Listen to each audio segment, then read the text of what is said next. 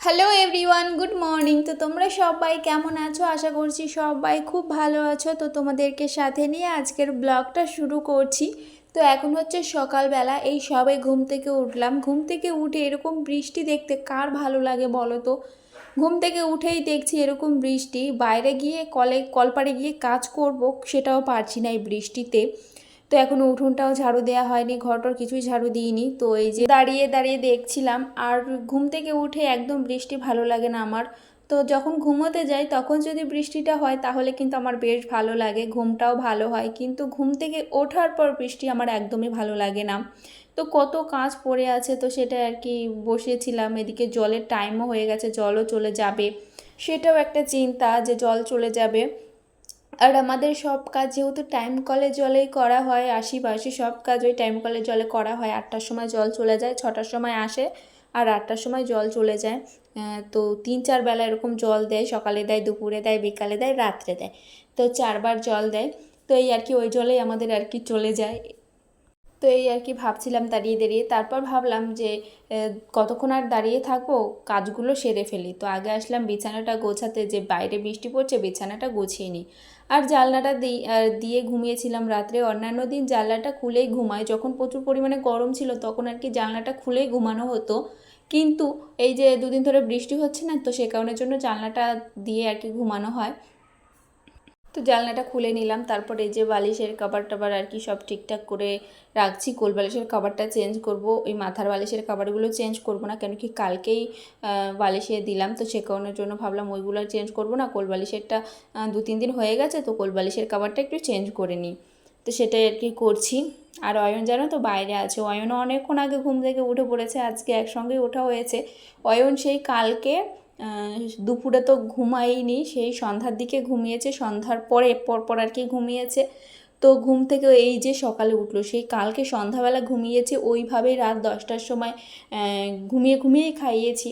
তো অয়ন আবার ঘুমিয়ে ঘুমিয়ে খায় জানো তো। আর শুধু কালকে বলে না, অন্যান্য দিন যদি ও ঘুমিয়ে পড়ে আগে আগে, ওর পাপা আসার আগে যদি ঘুমিয়ে পড়ে, তাহলে ওই যে ওর পাপা আসার পরে আর কি ওকে খাইয়ে দিই। আমরা যখন মানে ভাত খাই তো তখন ওকেও আর কি খাইয়ে দিই, সুজি টুজি রান্না করে আর কি খাইয়ে দিই। তো সেটাই আর কি করেছিলাম। আর ও তো ঘুমিয়ে খায়, তোমাদের বললাম। ও আগাগোড়াই আর কি ছোটো থেকেই এটা ওর অভ্যাস, মানে শুয়ে শুয়ে ওর মানে মুখে দিলেই ও খেয়ে নেয়। তো সে কারণে ওর খাওয়ানো নিয়ে বেশি একটা আমার প্রবলেম হয় না। কিন্তু ওই যে ভাত জিনিসটা খেতে চায় না, এমনি অন্যান্য সব খাবে, কিন্তু ভাতটা ও চিবিয়ে খেতেই চায় না। ও বেশিরভাগ টাইমই মানে সব কিছু খাবে গিলে খায়, মানে চিবিয়ে খেতে চায় না। তবে এখন এই যে কদিন ধরে একটু একটু ভাত খাই, এখন আবার একটু একটু খাই, কিন্তু আগে তো কদিন খেতেই চাইতো না। তো এই আর কি। তারপরে এই যে দেখো বিছানাটা গুছিয়ে নিলাম, ঝেড়ে ঝুড়ে পরিষ্কার করে নিলাম। আর বিছানাটা গোছানো থাকলে যেন মনে হয় ঘরের অর্ধেক জিনিসই গোছানো, তাই না? তো বিছানাটা গুছিয়ে এখন চলে আসলাম ঘরটা ঝাড়ু দিতে। আর আমার এই ঘরের থেকে মানে অন্য কিছু বেরোক আর না বেরোক, এই যে খাবারের প্যাকেটগুলো তো বেরোবেই, চিপসের প্যাকেট, কুরকুরের প্যাকেট, এইসব বেরোবে, রোজ বেরোয়, একদিনও বাদ নেই যে বেরোয় না, রোজ বেরোবেই সকালবেলা ঘর ঝাড়ু দেওয়ার সময়। আর আমার মতো কারা কারা আছো প্লিজ কমেন্ট করো, আমার মতো মানে বাচ্চা কার কারা আছে, কোন কোন বাড়িতে, কমেন্ট করো যে তোমাদের কি এরকম হয়, মানে এই যে খাবারের প্যাকেট, চিপসের প্যাকেট রোজ ঘর থেকে বেরোয়, এরকমটা হয় কিনা কমেন্ট করে বলো। তো যাই হোক, এই সাইডটা ঝাড়ু দেওয়া হয়ে গেল। এখন এই যে এই ম্যাশিংয়ের সাইডটা ঝাড়ু দিয়ে নিচ্ছি, ম্যাশিং আলমারির সাইডটা ঝাড়ু দিয়ে নিচ্ছি। আর আগে জানো তো আমার এই ঘরের খাটটা না মানে এই দিক করে ঘোরানো ছিল, জানলার দিকে আর কি, মাথার দিকটা ছিল এদিক করে ঘোরানো ছিল। তো আর সবাই বলে যে মানে এখন যেভাবে আছে সেভাবেই নাকি দেখতে ভালো লাগে, আগে যেভাবে ছিল সেভাবে ভালো লাগতো না। আর তখন আর কি এটো বাসন টাসন ধুয়ে টুয়ে মানে ভিজে গেছিলাম, স্নান দান করে এখন চলে এসেছি রান্নাঘরে, এদিকে ভাতটাও বসিয়ে দিয়েছি। আর দেশি মুরগির ডিম এনেছিল, তোমাদের দাদাভাই দেশি মুরগির ডিম এনেছিল অয়নের জন্য, যে সিদ্ধ করে দেবে, কিন্তু অয়ন সিদ্ধটা না খেতে চায় না। তো সে কারণের জন্য আজকে একটু ভেজেই দিলাম। তো ভেজে দিলাম, ও ওই শুধু শুধুই খাচ্ছে ওই ডিম ভাজাটা, তো ওর জন্য আর কি ভেজে দিলাম। আর এদিকে আজকে রান্না করব হচ্ছে তেলাপোয়া মাছ, তো সেটা আর কি এই যে ভেজে নিচ্ছি। আর এখনও সবজিটা কোটা হয়নি জানো তো, ভাবলাম যে মাছটা আগে বসিয়ে নিই, তারপর আর কি সবজিটা কুটে নেবো। এখনও মানে ব্যাগে থেকে বেরই করা হয়নি আজকে কি কি পাঠিয়েছে সবজি। এদিকে দেখো আমি সবজিগুলো বের করে নিচ্ছি, মাছ ভাজাটা বসিয়ে। এদিকে লঙ্কা পাঠিয়েছে, তারপর পটল পাঠিয়েছে, আর হচ্ছে এই যে কচুর গাঁটি পাঠিয়েছে। তো ওইটা দিয়ে আর কি তরকারিটা করব। আর আছে আলু, আর কিছুই পাঠায়নি। তো আমার শ্বশুরের কাছে পাঠিয়েছে। আমার শ্বশুর দোকানে যায় সকালবেলা, তো তারপরে তোমাদের দাদাভাই যাওয়ার পরে আমার শ্বশুরমশাই বাড়িতে আসে, তো ওনার কাছে আর কি বাজারটা পাঠিয়ে দিয়েছে। তো এই আর কি। তারপরে দেখো এই যে আলুগুলো আমি এই সবজি রাখা ঝুড়িতে রেখে দিচ্ছি, আর এই ঝুড়িটা কেনা হয়েছিল এমনি সব রকম সবজি রাখার জন্য। কিন্তু ওই যে ফ্রিজটা কেনার পর ফ্রিজে সব সবজি টবজি রাখা হয়, ওইটায় আর অন্য কিছু রাখা হয় না, শুধু আলুই রাখা হয়। আর এদিকে দেখো আমি কি বোকার মতো কাজ করেছি, মাছগুলো সব একবারেই দিয়ে দিয়েছি কড়াইতে। তো ভাজতে গিয়ে একটু প্রবলেম হচ্ছিল, কেন কি একবারে সব দিয়ে দিয়েছি, তারপর তেলটাও একটু অল্প করে দিয়েছি, তো সে কারণের জন্য একটু প্রবলেম হচ্ছিল। যদি দুবার করে দিতাম মাছগুলো তাহলে অতটা অসুবিধা হতো না, তো লেগে লেগে যাচ্ছিলো। তো এই যে কোনো রকমে ভেজে নিলাম মাছগুলো। এখন গ্যাসটা অফ করে দেবো, মানে এদিকে ভাতটা হতে থাকুক আর এদিকে তরকারির গ্যাসটা অফ করে দেবো, কেন কি এখনও সবজিটা কাটা হয়নি, সবজিটা কেটে নেবো, তারপর তরকারিটা বসাবো। আর এদিকে দেখো তরকারিটা বসিয়েও নিয়েছি, হয়েও গেছে প্রায়। তো এখন আর কি মাছগুলো দিয়ে দেবো। আর কচুর গাঠির তরকারি কে কে পছন্দ করো অবশ্যই কমেন্ট করে বলো, আমার তো বেশ ভালো লাগে আর আমাদের বাড়ির সবাই ভালো খায় জানো তো। এই যে এই সবজিটা দিয়ে তরকারিটা করলে না সবাই ভালো খায়। তো এই আর কি, তো মাছগুলো দিয়ে দিলাম। এখন আর কি জিরে বেটে আর কি দিয়ে দেবো, তাহলে আর কি হয়ে যায় তরকারি। আর আজকের তরকারিটা একটু ঝোল ঝোল করেই করলাম, গাঠির তরকারি ঝোলই ভালো লাগে। তো রান্না করার পর কিছু জামা কাপড় কেচে দিয়েছি, তো কালকে যেন তো জামা কাপড় ধোয়া হয়নি, তো আজকে ভাবলাম যে না ধুলে তো হবেই না, যতই বৃষ্টি হোক কিছু ধুয়ে দিই। মানে অয়নের জামা প্যান্টগুলো, ও যেহেতু বেশি পরিমাণে নোংরা হয় ওর জামা প্যান্ট, তো সে কারণের জন্য ভাবলাম ওর কিছু প্যান্ট ধুয়ে দিই। কারণ কি যদি 3-4 দিন এরকম বৃষ্টি থেকেই যায় তো তাহলে মানে তখন তো কাজে লাগবে, তাই না, এই জামা প্যান্টগুলো। তো সে কারণের জন্য ভাবলাম এখন এই যে ধুয়ে এই টিনের নিচ দিয়ে আর কি মেলে দিই, জলটা ঝরে গেলে ঘরে ফ্যান চালিয়ে আর কি মেলে দেবো, তাহলে হয়তো শুকিয়ে যাবে।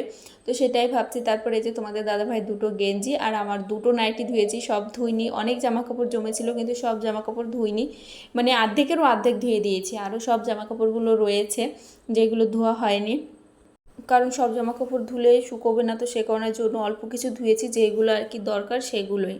তো এখন আমি আছি হচ্ছে ছাদে, তো তখন আর কি জামা কাপড়গুলো ধুয়েছিলাম, আর তখন আবার একটু বৃষ্টিও পড়ছিল, তো ভিজে গেছিলাম। এই যে নাইটিটা চেঞ্জ করে নিয়েছি, তারপর আর কি অয়নকে ঘুম পাড়ালাম, অয়নকে খাইয়ে ঘুম পাড়িয়ে দিলাম, আমিও একটু ঘুমিয়েছিলাম, ওকে ঘুম পাড়াতে গিয়ে আমিও ঘুমিয়েছিলাম। দিয়ে তারপর এখন আর কি ভাবলাম যে ব্লগটা তো কন্টিনিউ করতে হবে, তো সে কারণের জন্য আসলাম ছাদে। আর এখন দেখো আকাশটা পুরো পরিষ্কার, এখন কোনো বৃষ্টি নেই, কিছু নেই। আর ছাদে দেখো জল ভর্তি পুরো প্রত্যেকটা রুমে, জানো তো এরকম জল বেঁধে থাকে আমাদের ছাদে। তো এখন আর কি বৃষ্টি নেই, এখন আর কি আকাশটা পুরো পরিষ্কার, একটু রোদের জিলও দিয়েছে। আর জামা কাপড়গুলো আমি কোথা দিয়ে মেলে দিয়েছি দেখবে, জলটা ঝরেই গেছিলো। আর জামা কাপড়গুলো আমি আবার এদিক দিয়ে মেলে দিলাম, কেন কি ওই টিনের নিচে তো একদম ছাওয়া, শুকোবে না, তো সে কারণের জন্য দেখো কি করেছি আমি। দেখো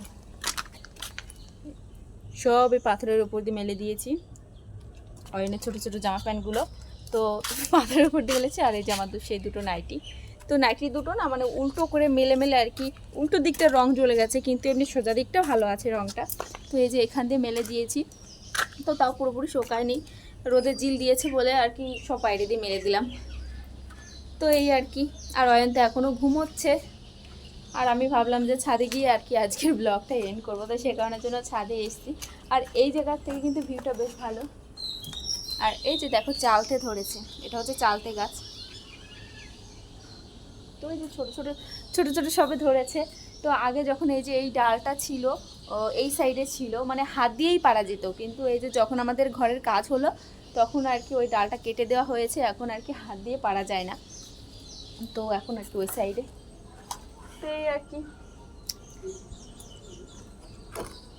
তো যাবো নিচে, ব্লগটা আপলোড বসিয়ে ভাবছি যে ছাদেই ফোনটা রেখে যাব, কারণ ছাদে নেটের স্পিডটা ভালো থাকে, ঘরের মধ্যে একদমই নেট পায় না। তো দেখো আর আমাদের হচ্ছে প্রত্যেকটা রুমে এরকম জল বেঁধে আছে, দেখো এরকমটাই হয়, মানে আমাদের ছাদটা মানে অনেকেই বলে, মানে যারা দেখেছে পরে, যারা পরে যেই মিস্ত্রিগুলো এসেছিলো তারা বলেছে তোমাদের ছাদটা মানে একদম প্লেন হয়নি, মানে সবার ছাদই আর কি মাঝখানটা উঁচু হয় আর সাইড দিয়ে আর কি ঢালু হয়, কিন্তু আমাদের প্রত্যেকটা রুমে ঢালু করে দিয়েছে, সে কারণের জন্য জল জমে থাকে। সেই আর কি, রোজই পাখি ক্যাচুর ম্যাচুর ক্যাচুর ম্যাচুর করেই যাচ্ছে। তো ওই যে ওটা হচ্ছে আমাদের সাইড, আর এটা হচ্ছে এই যে আমার জায়ের সাইড, তো সব একই। তো অনেকবার বলেছি এটা, যে ওপাশেও যা এপাশেও তা, সব সেম সেম, দু ভাই মিলে আর কি করেছে বাড়িটা। তো এই আর কি। তো যাই হোক চলো, পাখিতে সেই ডাকাডাকি শুরু করে দিয়েছে। তো যাই হোক চলো, ভিডিওটা এখনই এন্ড করছি। তোমরা সবাই খুব ভালো থেকো, সুস্থ থেকো, দেখা হবে নেক্সট ব্লগে। তো চলো, টাটা।